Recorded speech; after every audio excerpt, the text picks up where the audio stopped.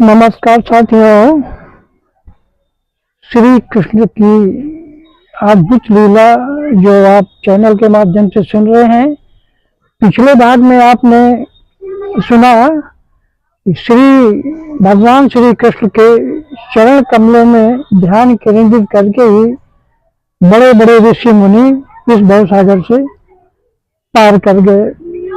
तो आगे बताया, हे स्वयं प्रकाशित, जिन महान संतों ने आपके चरण कमलों की दिव्य नाव के सहारे अज्ञान सागर को पार कर लिया है, वे उस नाव को अपने साथ नहीं ले गए। अब वो भी इस पार पड़ी हुई है। यदि कोई नाव द्वारा नदी पार करता है तो नाव को भी उस पार ले जाता है। अतः वो अपने गंतव्य पर पहुंच जाता है, तो फिर वही नाव किस प्रकार उन लोगों के लिए उपलब्ध हो सकती है जो इस ओर प्रतीक्षा कर रहे हैं। इस कठिनाई का उत्तर देने के लिए देवता अपनी स्थिति में कहते हैं कि भगवान के चरण कमलों की ये नाव ले नहीं जाई जाती है। जो भक्तगण अब भी भवसागर के इस पार खड़े हैं, वे दूसरी ओर जाने में समर्थ होते हैं, क्योंकि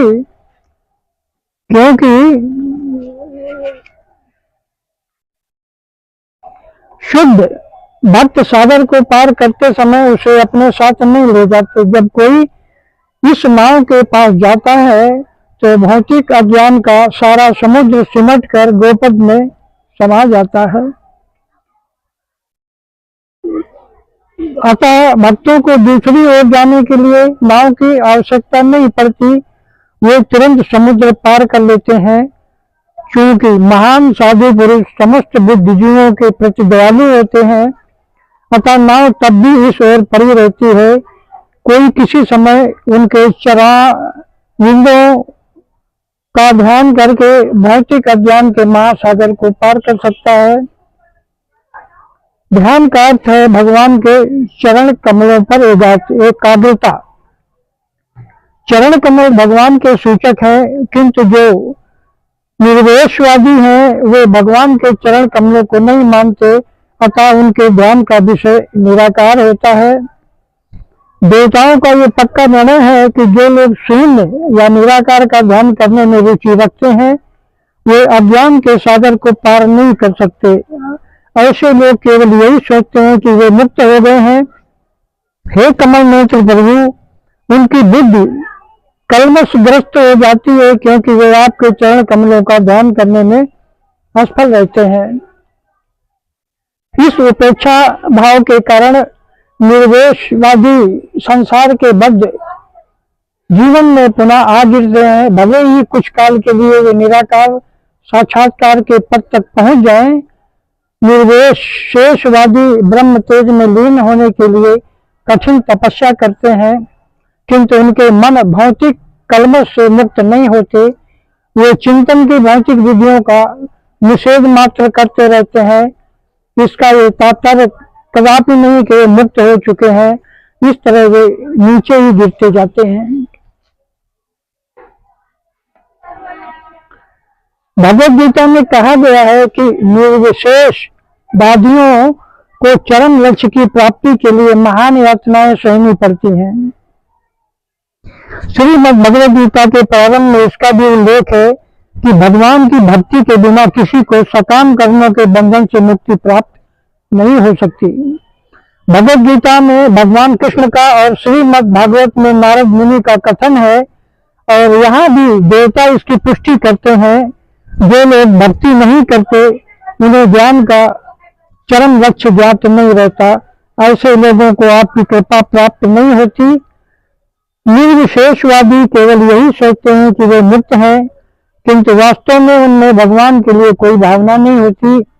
वे सोचते हैं कि जब कृष्ण इस जगत में आते हैं तो वे भौतिक शरीर धारण करते हैं। इस प्रकार वे कृष्ण के दिव्य शरीर की उपेक्षा कर देते हैं। भगवद गीता में इसकी पुष्टि हुई है। भगवद गीता में इसकी पुष्टि हुई है।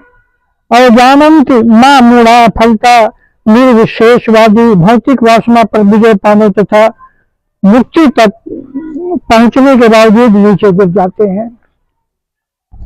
यदि वे ज्ञान के लिए ही वस्तुओं को जानने में व्यस्त रहते हैं और भगवान की भक्ति नहीं करते तो उन्हें वांछित फल प्राप्त नहीं हो सकता।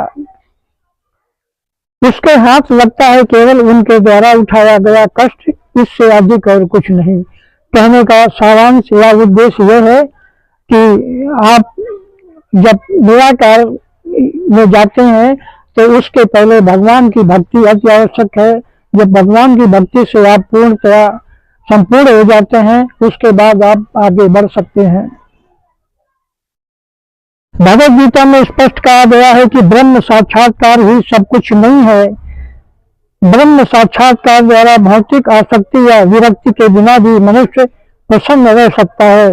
जैसे किसी को कोई साक्षात्कार होता है, लगातार तपस्या या लगातार भक्ति करने से साक्षात्कार भी किसी मूर्ति का हो जाता है। तो कहना यह है कि साक्षात्कार सब कुछ नहीं है। ब्रह्म साक्षात्कार द्वारा भौतिक आसक्ति या विरक्ति के बिना भी मनुष्य प्रसन्न रह सकता है और संभाव के पद को प्राप्त हो सकता है। किंतु इस अवस्था के बाद भक्ति करनी ही होती है। जब मनुष्य ब्रह्म साक्षात्कार पद तक उठ जाने के बाद भक्ति करता है तो वो आध्यात्मिक राज्य यानी वैकुंठ में प्रवेश करता है, जहाँ वो भगवान की संगत में स्थायी निवास करता है। भक्ति का यही परिणाम होता है। भगवान के भक्त कभी भी निर्विशेषवादी की बात नीचे नहीं गिरने देते। यदि वे नीचे गिरते भी हैं तो भगवान में प्रेम पूर्वक अनुरक्त रहते हैं। भक्ति के मार्ग में भले उन्हें समस्त प्रकार के अवरोध मिलते हैं, किंतु बिना डर के स्वतंत्रता पूर्वक ऐसे अवरोधों को पार कर सकते हैं। शरणागत होने के कारण उन्हें विश्वास रहता है कि कृष्ण सदा उनकी रक्षा करेंगे। कृष्ण ने भगवद गीता में वचन दे रखा है कि मेरे भक्तों का कभी विनाश नहीं होता।